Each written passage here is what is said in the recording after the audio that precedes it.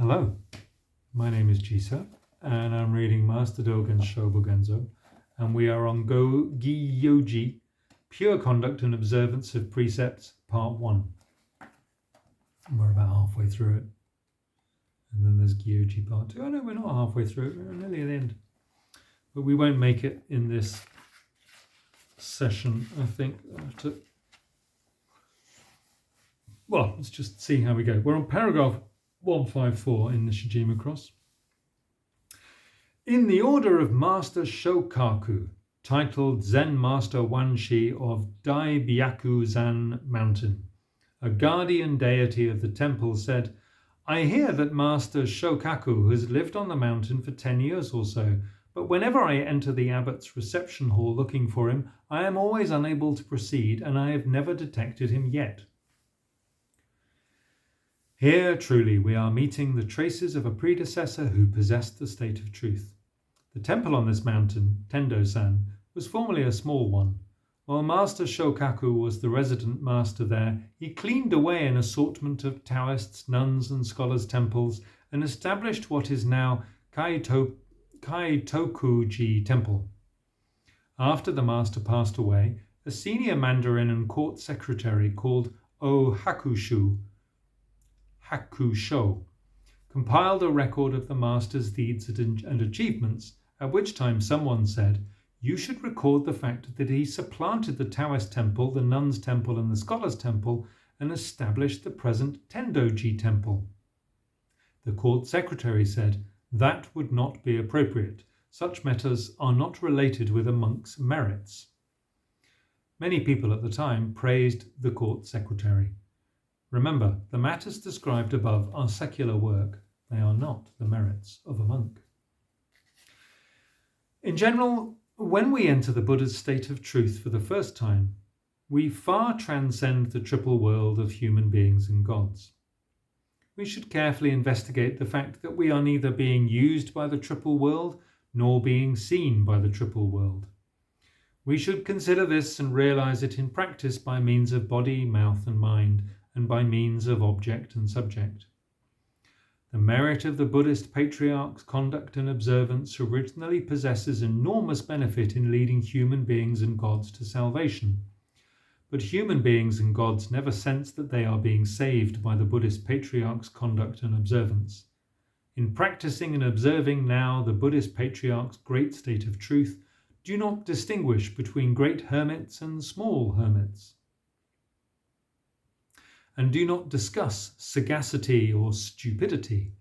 Just throw away fame and gain forever, and do not get caught in convoluted circumstances. Do not pass time in vain. Act as if to put out a fire burning on your head. Do not expect the great realization. The great realization is everyday tea and meals. Do not aspire to non-realization. Non-realization is the pearl in the top knot. Simply, those who have homes and homelands should get free of their homes and homelands. Those who have loved ones should get free from their loved ones.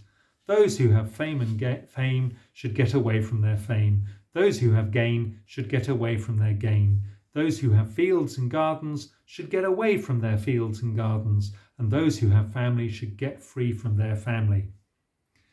They should also get free from the intention not to have fame, gain, and so on. Given that we get free from having, the principle is evident that we should also get free from not having. This is itself a kind of conduct and observance. To make the throwing away of fame and gain into the one matter to be practiced and observed as one lives is the conduct and observance which has the depth and eternity of the Buddha's lifetime. This conduct and observance is inevitably practiced and observed by conduct and observance itself. Those in whom this conduct and observance is present should love their own body and mind and should respect themselves. Zen Master Kanchu of Daiji said, explaining 1 yard is inferior to practicing 1 foot, and explaining 1 foot is inferior to practicing 1 inch. This sounds like an admonition admonition directed to people present at the time who seem to be negligent in practicing conduct and observance and to have forgotten real penetration of the Buddha's truth. But it does not mean that to explain a yard is wrong. It means that the merit of practicing a foot is much greater than the merit of explaining a yard. Why should it be limited to measurements only in yards and feet? There should also be discussion of merits in terms of the difference between far-off Sumeru and a poppy seed. In Sumeru, the whole is present, and in a poppy seed, the whole is present. The great integrity of conduct and observance is like this. The present expression of the truth is not Kanchu expressing himself. It is the natural expression of Kanchu. Great Master Gohon of Tozan Mountain said, I explain what I am unable to practice and practice what I am unable to explain. This is the saying of the founding patriarch. The point is that practice illuminates a way through to explanation, and there are ways in which explanation leads through to practice. This being so, what we preach in a day is what we practice in a day. The point is then that we practice what is impossible to practice and preach what is impossible to preach. Great Master Kokaku of Ungozan Mountain, having totally penetrated this teaching, said, in the time of explanation there is no trace of practice. In the time of practice there is no trace of explanation. This expression of the truth is that practice and explanation is not non-existent. The time of explanation is a lifetime without leaving the monastery, and the time of practicing is washing the head and going before Seppo. We should neither disregard nor disarrange the words that in the time of explanation there is no practice, there is no trace of practice, and in the time of practice there is no trace of explanation. There is something that has been said by the Buddhist patriarchs since ancient times. It is that if a person lives 100 years without grasping the Buddha's state of the moment, that is worth less than living one day and being able to realize the state decisively. This was not said by one Buddha or by two Buddhas. This has been expressed by all the Buddhas and has been practiced by all the Buddhas.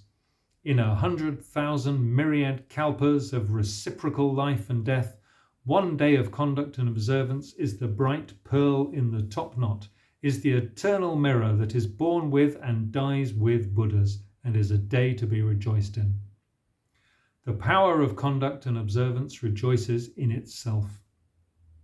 Those who have neither attained the power of conduct and observance, nor received the bones and marrow of the Buddhist patriarchs, do not treasure the body and mind of the Buddhist patriarchs, and do not rejoice in the real features of the Buddhist patriarchs. The real features and bones and marrow of the Buddhist patriarchs are beyond going, are thus gone, are thus come, and are beyond coming. Even so, in one day's conduct and observance they are unfailingly received. So one day may be very important. Idly to have lived 100 years is a lamentable waste of days and months.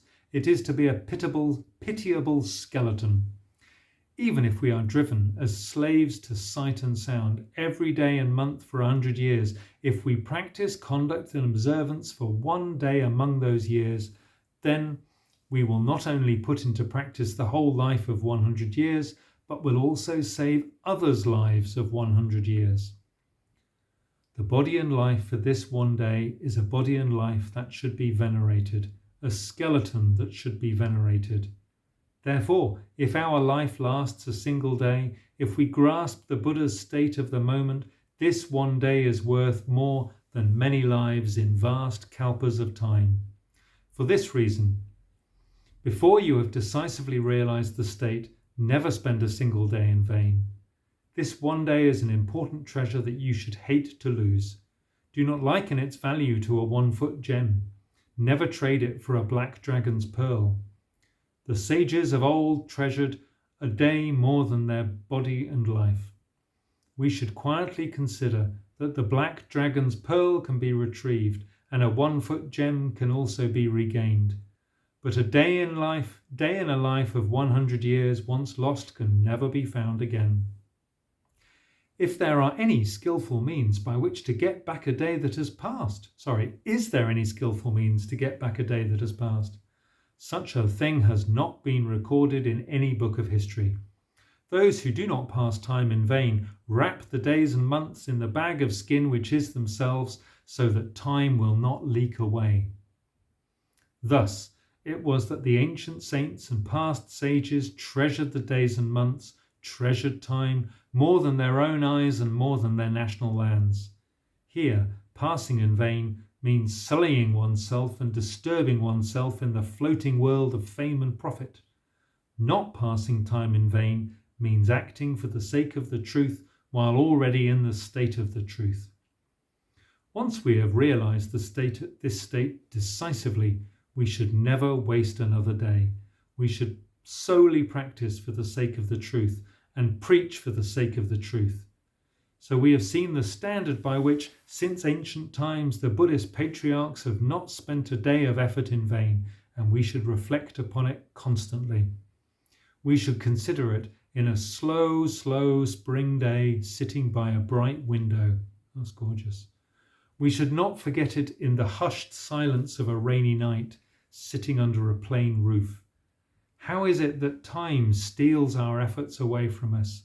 It not only steals away single days, it steals the merits of abundant kalpas. Why should time and I be adversaries? Regrettably, my own non-training makes it so. That is, my not being familiar with myself, not bearing a grudge against myself. Even the Buddhist patriarchs are not without their loved ones, but they have already abandoned them. Even the Buddhist patriarchs are not without miscellaneous involvements, but they have already abandoned them.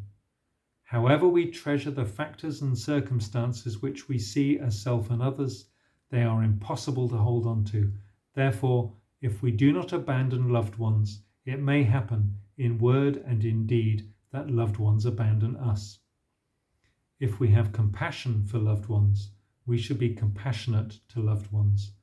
To be compassionate to loved ones means to abandon loved ones. Okay, I'm going to leave that there and finish this in the next video. Thank you for listening. Take care.